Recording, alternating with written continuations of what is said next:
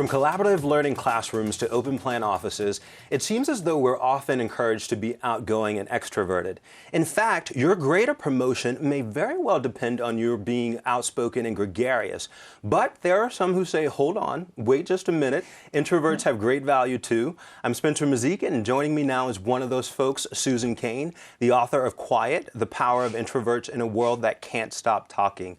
Welcome, Susan. Thank you so much for joining us today. Thank you. It's so great to be here. Well, and I also have to say thank you for writing this book, because I learned so much about myself just by reading it. And I wonder, was that part of the reason why you wrote it, to teach us about ourselves and each other? Oh, yeah, absolutely. You know, I wrote it because I wanted to shine a light on a cultural bias that I think we have in the society against introverts. And I think that our view of introverts right now is kind of like where we were with women in the early 1950s or early 1960s. Yeah. How so? Well, you know, introverts are, believe it or not, 50% of the population. So 50%, according to the latest study. Which is a staggering statistic, because you wouldn't think that at all. You wouldn't think that, and I think the reason we don't think it is because so many introverts kind of pass as extroverts, because they know they're supposed to. But it is 50%, much like women. And just like women, introverts tend to be discounted because of a core trait that goes to the core of who they are. You know, it's a fundamental trait. And also, as with women, I think that individual introverts, but also society, would be so much better off if we were setting things up in a way that catered to introverts' preferences and needs, and really made the most of their natural talents. And so to do otherwise, it's just a waste of talent and energy and happiness. When I was younger, I remember taking the Myers-Briggs personality test, like so many of us did. Yes, and that was a huge revelation for me when I did that.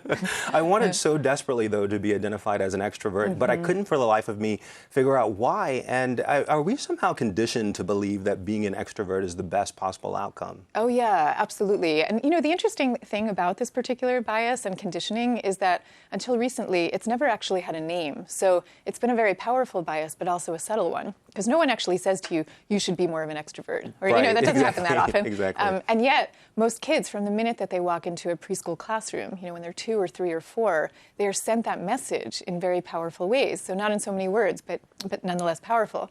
You know, there's just the idea that they get that they should be gregarious, that they should enjoy participating in group activities. Then they move up through the educational system, and so much of our education is now conducted in groups. And there's just, even socially, there's such a kind of currency that's placed on being vivacious and gregarious. So kids get the idea really early that that is the ticket to success, and they don't so much see other paths. Well, in the book, you actually call it the extrovert ideal. And I know that it's not a modern invention, but was there a point in our history where there was a perceptible shift away from valuing inner virtue to placing more emphasis on outer charm? Yeah. And this was, to me, one of the most fascinating things that I learned from the research of the book.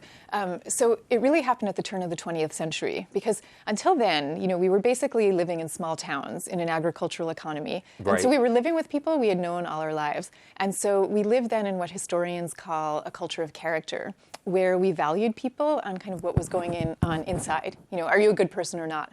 And then at the turn of the 20th century, suddenly people start moving to the cities. They're working in big business. And now what becomes important is learning how to stand out in a crowd, how to impress strangers, how to do well at a job interview, you know, how to pay a sales call, how to sell yourself. Right. And so that's when we moved into what is called a culture of personality, where what started really to matter was being very magnetic and charismatic and that kind of thing. And that's really the culture that we're still living with today. I want to take a step back for just a second. How do you define introvert, extrovert, and isn't there a spectrum? Yes. Okay. That's such an important question. So thank you for asking that. So really the difference between an introvert and an extrovert, it has to do with how you respond to stimulation. So introverts tend to be at their most alive and their most energized when they're in environments that are a little quieter and a little more low-key. And extroverts really crave stimulation. And, you know, they feel kind of bored and listless unless they're getting a lot of it coming at them. And what's so important about this is we tend to think of introverts as being antisocial or asocial or like shy. This, or shy. Yeah, and it's really not that. It's just that they have this preference for socializing also in quieter ways. So they would much rather usually, you know, have a glass of wine with a close friend as opposed to going out to a big party full of strangers, Right. because it's a less stimulating way of connecting with people. Extroverts, though, are they more reward sensitive in some ways? Yeah, that's there's actually really interesting neurochemistry on this that I talk about in the book, where the reward pathways in extroverts' brains actually seem to be kind of more easily activated, more readily activated than introverts. And so what that means is when extroverts are faced with the idea of like a promotion or a piece of chocolate or anything that seems, enticing, they get really excited about it. Right. And that's part of what gives them their charm, I think. It's like a lot of positive emotions come flooding up and they want to go after that reward. Okay. And so that's a really nice thing about being extroverted. Now, the downside of it, and this is why I say like we kind of need introverts and extroverts working together in a kind of yin and yang, because the downside of this reward sensitivity is that extroverts can become so focused on on rewards that they don't as easily see warning signals or signs of risk. And this has been shown in all kinds of really strange and fascinating ways. Like we know that extroverts get into car accidents more often than introverts do.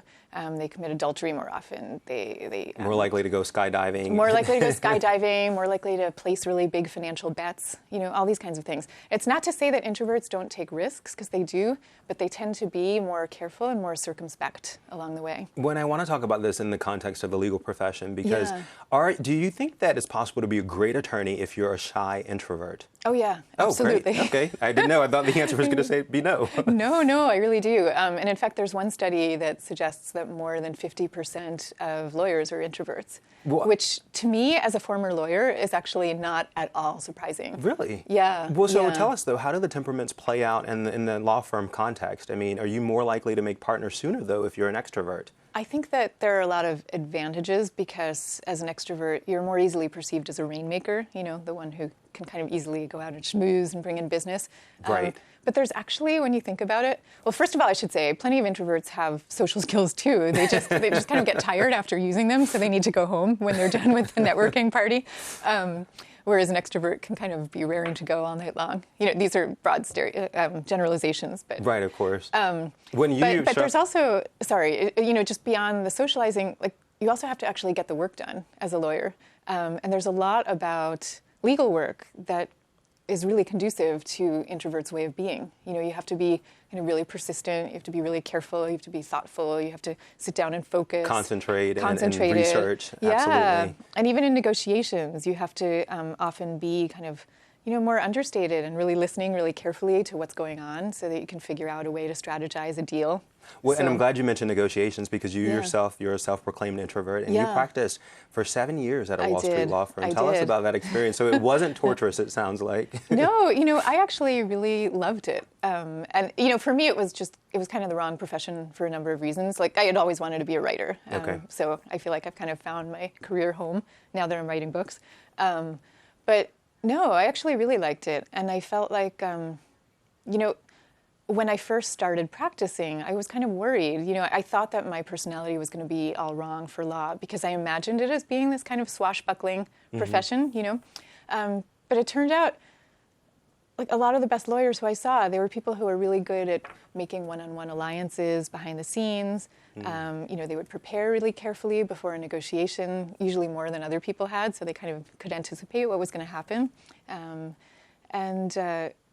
There are just all kinds of advantages. You can actually, funny thing is, you can take very strong positions if you're speaking in a more mild-mannered way.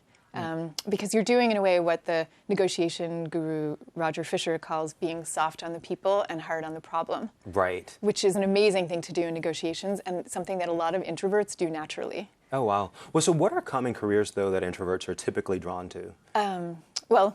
Law, surprisingly, but yes.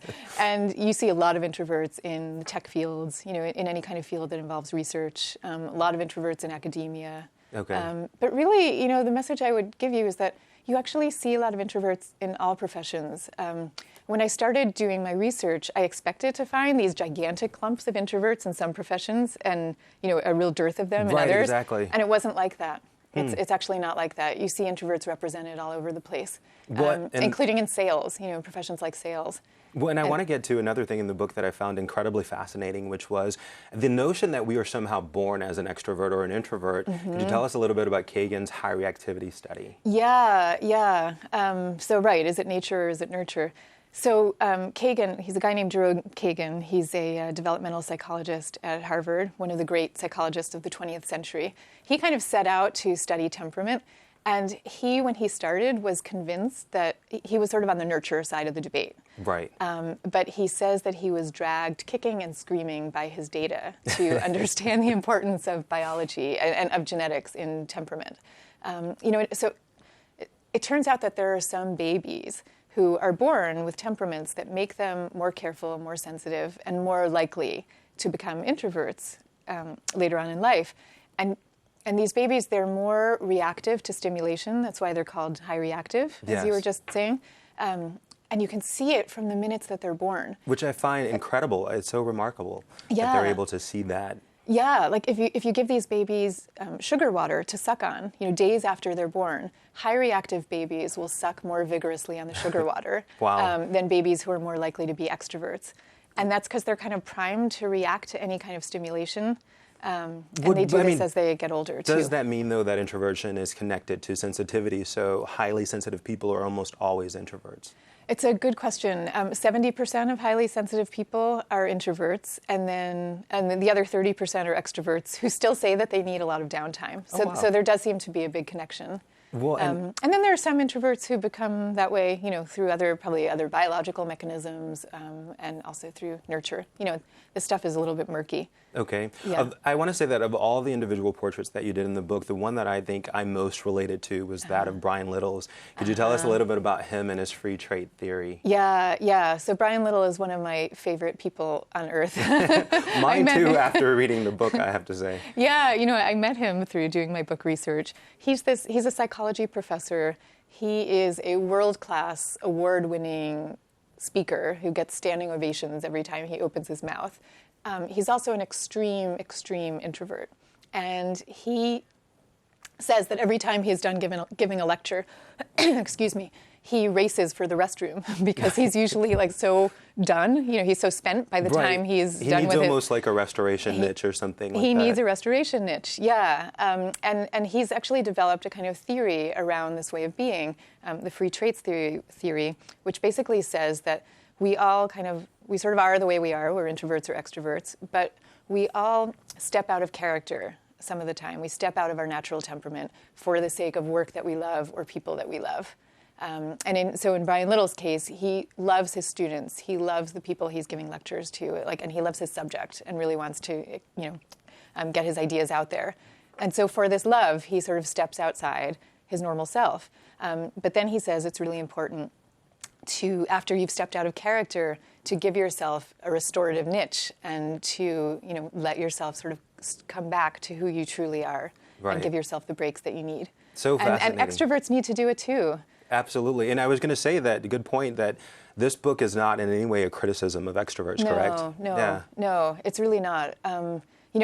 Really what I'm calling for in the book is a kind of yin and yang, where we learn to value both types equally instead of what we do now, where I think we have a kind of chauvinism towards extroversion and we denigrate introversion. And I think we need to see more the value of both and really have each learning to work together well. Because we actually know from research that the best teams and the best partnerships are a mix of the two. Well, and do you have any final thoughts for your fellow introverts who find themselves in a world that can't stop talking? Oh, I have so many. I guess the biggest, most general thought is to really start to understand your powers and to feel entitled to be who you are. And the more you do that, the more you start kind of carving out a career and a social life that actually suits your temperament. And, you kind of learn how to step outside yourself when you need to, but really more or less be living in a place that feels natural for you. Okay, well, and I have a lot of more sort of concrete stuff in the book, but probably not enough time to get into it all. No, well, I have to say, introvert, extrovert, ambivert, it doesn't matter who you are. I think that everybody should read this book. Thank you so much, Susan, for joining us today. Thank we you. appreciate I really it. enjoyed it. That is Susan Cain, author of Quiet, The Power of Introverts in a World That Can't Stop Talking. For more information on this or other topics, subscribe to BloombergLaw.com, and you can follow us on Twitter and Facebook. Thank you for joining us. Bye, everybody.